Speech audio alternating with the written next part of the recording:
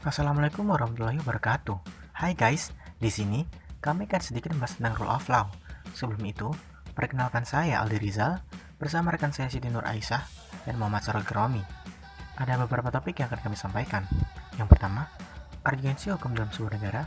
Kemudian ada syarat dan hakikat negara hukum dalam konteks Indonesia, konstitusi sebagai perwujudan rule of law, hakikat dan cara konstitusi, keberadaan konstitusi di Indonesia, dan yang terakhir, penegakan konstitusi di Indonesia.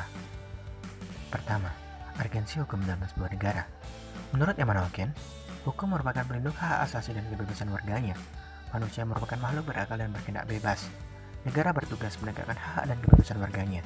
Kemakmuran dan kebahagiaan rakyat merupakan tujuan negara dan hukum. Dari sinilah muncul istilah negara hukum.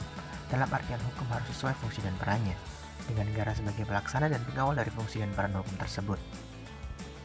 Kedua, sejarah dan hakikat negara hukum. Dalam sejarah perkembangannya, konsep negara hukum mengalami perumusan yang berbeda-beda. Konsep negara hukum menurut ahli hukum Indonesia, salah satunya Jamil Azdiki, seorang guru besar hukum tata negara Universitas Indonesia dan mantan Ketua Mahkamah Konstitusi RI. Beliau menyatakan bahwa terdapat 13 prinsip pokok negara hukum yang merupakan pilar-pilar utama penyangga berdiri tegaknya satu negara modern, sehingga dapat disebut sebagai negara hukum dalam arti yang sebenarnya. Di antaranya yaitu supremasi hukum, persamaan dalam hukum, asas legalitas, pembatasan kekuasaan, organ-organ campuran yang bersifat independen, peradilan bebas dan tidak memihak, peradilan tata usaha negara, peradilan tata negara, perlindungan hak asasi manusia, bersifat demokratis, berfungsi sebagai sarana mewujudkan tujuan negara, transparansi dan kontrol sosial, serta berketuhanan yang Maha Esa. Ketiga, negara hukum dalam konteks Indonesia. Secara yuridis, di Indonesia dijelaskan pada Undang-Undang Dasar 1945 Pasal 1 Ayat 3 yang berbunyi, negara Indonesia adalah negara hukum. Panglima dalam dinamika kehidupan kenegaraan adalah hukum, bukan politik ataupun ekonomi. Pendiri negara kita telah berwawasan jauh ke depan, dengan pemikiran idealnya untuk mewujudkan Indonesia merdeka sebagai negara yang menjunjung tinggi hukum dalam kehidupan bermasyarakat, berbangsa, dan bernegara. Jika pemikiran negara hukum modern dapat dikuantifikasi, maka rata-rata pemikiran idealis mewujudkan negara hukum modern dari negara kita Indonesia telah mendahului pemikiran organisasi ahli hukum internasional. Sebab, organisasi ahli hukum internasional baru merumuskan negara hukum modern pada tahun 1965. Namun, pendiri negara kita telah merumuskannya pada tahun 1945.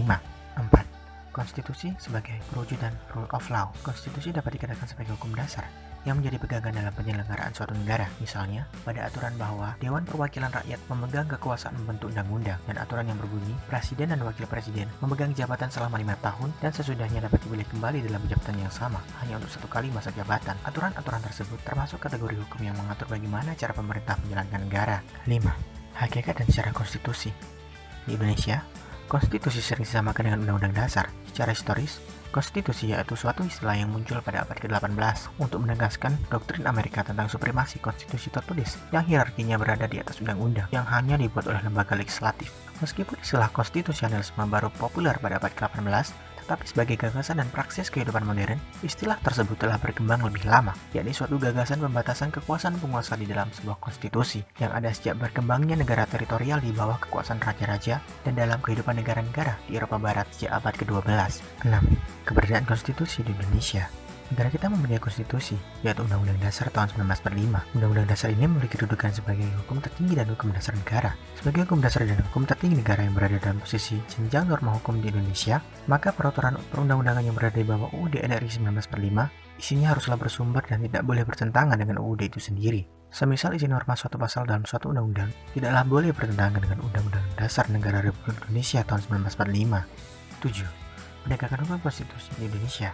Dalam sistem hukum ketatanegaraan negara kita Indonesia, lembaga negara yang berhak dan berwenang menguji konstitusionalitas suatu undang-undang terhadap UUD Negara Republik Indonesia tahun 1945 adalah Mahkamah Konstitusi. Pengujian konstitusionalitas undang-undang tersebut merupakan pengujian terkait nilai konstitusionalitas undang-undang terhadap UUD NRI 1945, baik dari sisi formal maupun sisi material. Uji material tersebut merupakan pengujian undang-undang yang berkenaan dengan materi muatan, baik dalam ayat, pasal, dan atau bagian undang-undang yang diduga bertentangan dengan UUD NRI 1945. Sedangkan uji formal tersebut merupakan pengujian undang-undang yang berkenaan dengan proses pembentukan dari undang-undang dan hal-hal lain yang tidak termasuk pengujian material. Bagaimana? Apakah sudah paham tentang rule of law ini? Semoga pembahasan tadi bisa membantu. Sekian dari kami, kurang lebihnya mohon maaf. Wassalamualaikum warahmatullahi wabarakatuh.